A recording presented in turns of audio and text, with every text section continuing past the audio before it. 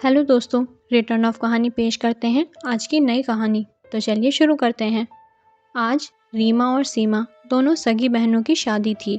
दोनों बहनें जुड़वा थीं, इसलिए माता पिता ने सोचा कि दोनों की शादी एक साथ ही कर दी जाए। खुशकिस्मती से दोनों का रिश्ता बहुत जल्द तय हो गया और संयोग से दोनों बहनों की शादी एक ही घर में तय हो गई। पर दोनों ने ही लड़कों को नहीं देखा था और ना ही लड़के ने लड़की को, क्योंकि उनके घर के रीति रिवाज शादी से पूर्व लड़के और लड़की को देखने की इजाज़त नहीं देते हैं। दोनों ही बहनें बहुत उदास थीं। वह अपने मन की बात अपने घर वालों को नहीं कह सकती थीं, क्योंकि उनके घर का माहौल ऐसा नहीं था कि वह कुछ कह पाएं। रीमा और सीमा ने अपने मन की बात अपनी माँ से कहने की कोशिश की थी, लेकिन उसकी माँ ने बोला कि उस आग में हाथ डालने का क्या मतलब जो तुम्हें जलाकर राख कर दे। तभी उनके पिता कमरे में कुलदीप सिंह जी आए। उन्हें देखकर तीनों चुप हो गईं। दोनों के पिता ने बोला, तुम तीनों अचानक से चुप क्यों हो गईं? मुझे भी बताओ क्या बात है। माँ ने बात को संभालते हुए बोला, कुछ नहीं जी, शादी से पहले तो लड़कियां परेशान होती हैं, जाने कैसा घर बार होगा। पति ने बोला, रीमा सीमा, तुम दोनों की शादी नौबतपुर के ठाकुर रणधीर जी के यहाँ तय की गई है। दोनों बहनों ने एक साथ बोला, क्या नौबतपुर?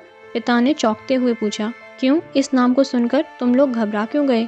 नहीं पिताजी, कुछ नहीं, हमें नाम को जाना पहचाना सा लग रहा है।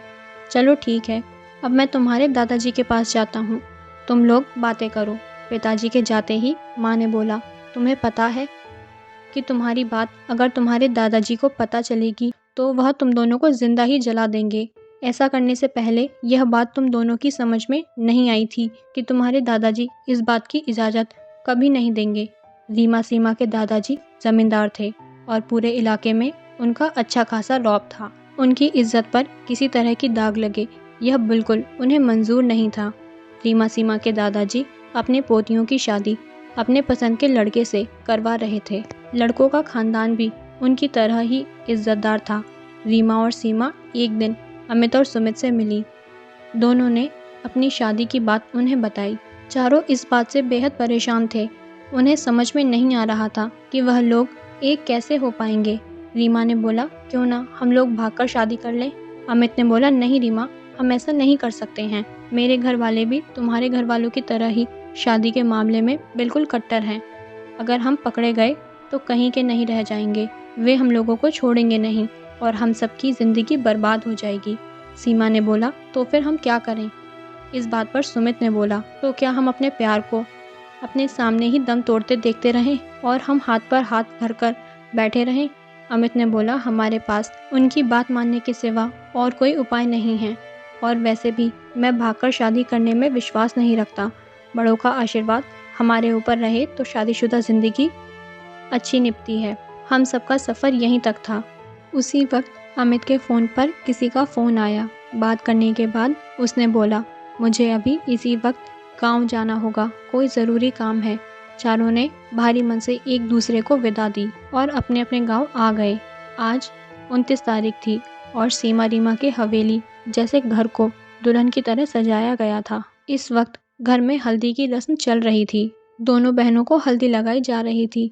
तभी बड़ी भाभी ने बोला, रीमा सीमा, हल्दी का रंग तो तुम दोनों पर खूब चढ़ा है, देखना नंदोई जी तुम दोनों को खूब प्यार करेंगे। पर दोनों बहनों की आंखों में और चेहरे पर खुशी के नामो निशान नहीं थे। दोनों का चेहरा देखकर मंजली भाभी ने बोला, क्या बात है, तुम दोनों इतनी उदास क्यों लग रही हो? शादी के दिन तो सभी लड़कियां खुश रहती हैं। तभी बुआ ने बोला, अरे भाभी, कैसी बातें कर रही हो? ससुराल जाने के नाम से ही लड़कियों के पसीने छूटने लगते हैं। पता नहीं सास कैसी होगी, ननद कैसी होगी, पति गुस्से वाला तो नहीं होगा। बड़ी भाभी ने बोला, देखना दीदी, हमारी रीमा सीमा के ससुराल वाले इन दोनों को बहुत प्यार करेंगे। दोनों हैं ही इतनी सुंदर और सुशील। तभी पीछे से रीमा सीमा के फूफा जी एक बर्तन में रखी हुई पूरी हल्दी में पानी डालकर भाभियों पर उड़ेल दिया। हल्दी की रस्म में सबने खूब हंसी मजाक किया। इधर रीमा और सीमा ना तो रो पा रही थी और न ही हंस पा रही थी। उनकी माँ उनकी मनस्थिति को अच्छी तरह समझ रही थी, पर वह चाहकर भी कुछ नहीं कर पाई थी। इस बात का उन्हें बेहद अफसोस था। इस हंसी मजाक वाले माहौल के बीच दादाजी के हंसने की आवाज़ आई। इसका मतलब यह था कि वह अंदर आंगन की तरफ आ रहे थे। सभी अपनी अपनी जगह पर चुपचाप खड़े हो गए।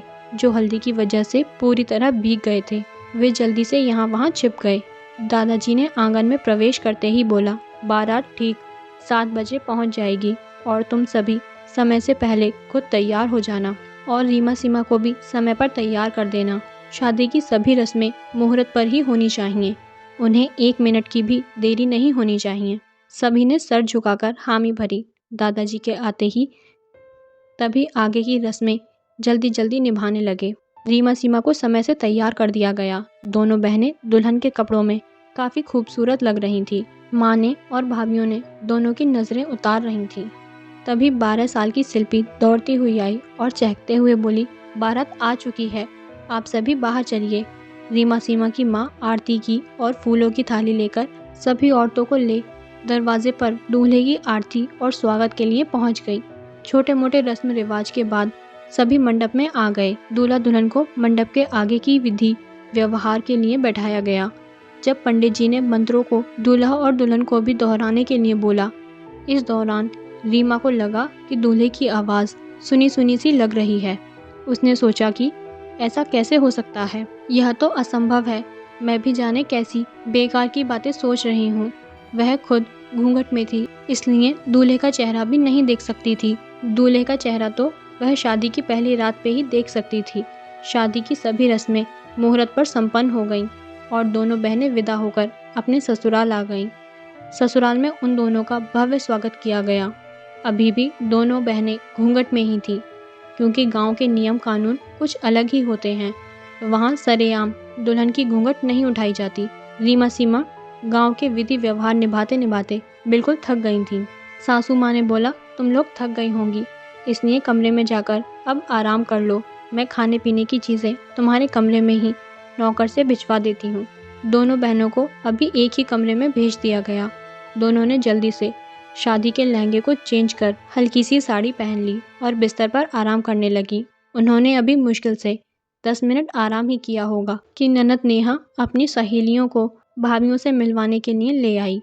सभी ने हंसी मजाक में दोनों भाभीियों से खूब सवाल जवाब किए। नेहा ने बोला, भाभी क्या आपको भैया का नाम पता है? दोनों ने सर हिलाकर नहीं बोला।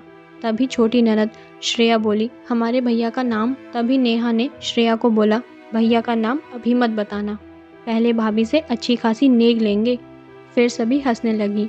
नेहा ने बोला, अरे अब सब चलो, भाभी लोग बहुत थक गई होंगी, इन्हें आराम करने दो। दोनों बहनें काफ़ी थक चुकी थीं। बिस्तर पर लेटते ही उन्हें नींद आ गई। दोनों की नींद तब खुली जब दरवाजे पर किसी की दस्तक हुई। दोनों घबरा कर उठी। सासू माँ बोल रही थीं, बहुओं तुम लोग जल्दी से तैयार हो जाओ, तुम दोनों की मुंह दिखाई के लिए रिश्तेदार बेताब हुए जा रहे हैं। घूंघट में अब तक होने के कारण किसी ने भी उन्हें अब तक नहीं देखा था। दोनों ने जल्दी जल्दी फ्रेश होकर तैयार हो गईं। घर की सभी औरतें उनसे मिलने के लिए आ गई थीं।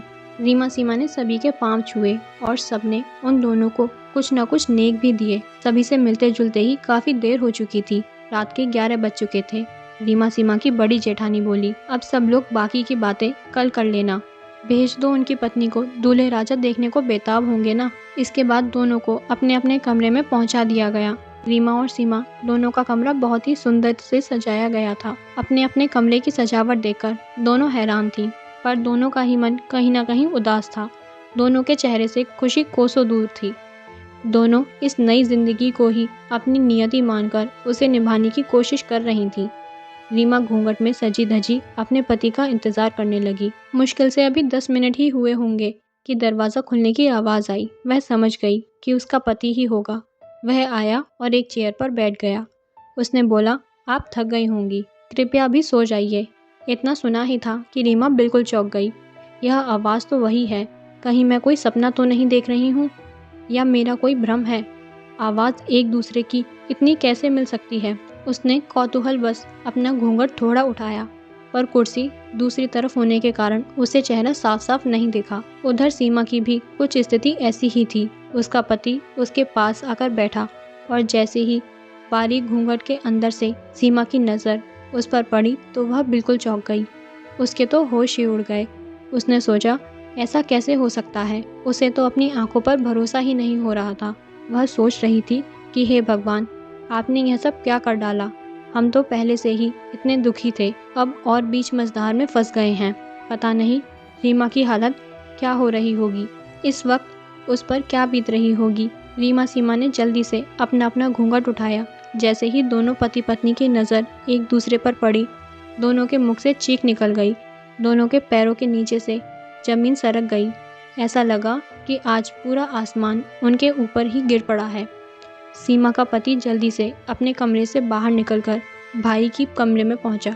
उसने दरवाजे पर दस्तक दी तो उसके भाई ने दरवाज़ा खोला। वहां का मंजर भी कुछ वैसा ही था। दोनों पति पत्नी काफ़ी हैरान और परेशान थे। दोनों की आंखों में आंसू भरे थे। घर में इस वक्त सभी सो चुके थे। सीमा और रीमा का कमरा एक दूसरे के बगल में ही था। सीमा भी जल्दी जल्दी तेज कदमों से चलती हुई रीमा के कमरे में आ गई। चारों एक जगह इकट्ठा हुए। चारों के ही समझ में नहीं आ रहा था वे क्या करें। रीमा का पति सुमित रोते रोते हुए बोला, आखिर हम लोगों के साथ ऐसा क्यों हुआ? यह कैसी जिंदगी है? मैं जिससे प्यार करता था वह मेरी भाभी बन गई, और जो मेरे भाई का प्यार थी वह मेरी पत्नी। हम चारों कैसे इस रिश्ते को निभा पाएंगे? रीमा ने बोला, कुछ भी करके हमें किसी ना किसी से तो बात करनी पड़ेगी इस बारे में, वरना हम चारों की ज़िंदगी बर्बाद हो जाएगी। नियति ने हमें मिलाया ज़रूर, पर बिल्कुल बीच मझधार में फंसा दिया। चारों कुछ दिन तक तो चुप रहे और किसी को पता भी नहीं लगने दिया कि उन चारों के बीच क्या रिश्ता है। पति पत्नी दोनों एक ही कमरे में अलग अलग सोते थे। दोनों बहनों ने पूरे घर को अच्छी तरह संभाल लिया। किसी को भी शिकायत करने का मौका नहीं दिया। घर के सभी लोग दोनों बहनों से बहुत खुश थे, पर चारों की ज़िंदगी में क्या चल रहा था किसी को कानों कान खबर नहीं थी। एक दिन चारों ने बहुत हिम्मत करके माँ को सारी सच्चाई बताई। उन्होंने यह भी बताया, हम चारों अभी दोस्त की भांति ही रहते हैं। हमें आपके फैसले का इंतज़ार है। फैसला अगर हमारे पक्ष में होता है तो हमारी ज़िंदगी के लिए बेहतर होगा, वरना शायद हमारी ज़िंदगी बर्बाद हो जाएगी। माँ ने उन चारों को दिलासा दिया। बहुत हिम्मत करके माँ ने अपने पति को यह बात बताई। माँ ने यह भी बोला कि अगर हमारे बेटों की शादी किसी गैर लड़की से होती तो शायद वे उसे अपना लेते, लेकिन वे अपने प्यार को अपनी भाभी के रूप में कैसे स्वीकार कर पाएंगे। पति को भी यह बात सही लगी। वैसे भी ज़्यादातर लोग एक साथ दोनों बहनों की शादी और दोनों भाइयों की शादी में कंफ्यूज ही थे कि किसका पति कौन सा है और किसकी पत्नी कौन। पिता ने लड़की वालों के घर में बात की और सारी सच्चाई से अवगत करवाया। थोड़े से टालमटोल के बाद आखिर सब लोग इस बात से राज़ी हो गए कि चुपके से इन चारों की किसी दूर के मंदिर में जाकर विवाह करा दिया जाए। माता पिता के साथ मंदिर में जाकर फिर से विवाह की रस्म पूरी की गई और इस प्रकार दोनों बहनों और भाइयों को अपना अपना प्यार मिल चुका था। आपका इस कहानी के बारे में क्या विचार है, हमें कमेंट करके ज़रूर बताएं। कहानी अच्छी लगी हो तो लाइक कीजिए और चैनल पर नए हैं तो चैनल को सब्सक्राइब कर बेल आइकन ज़रूर प्रेस करें। धन्यवाद।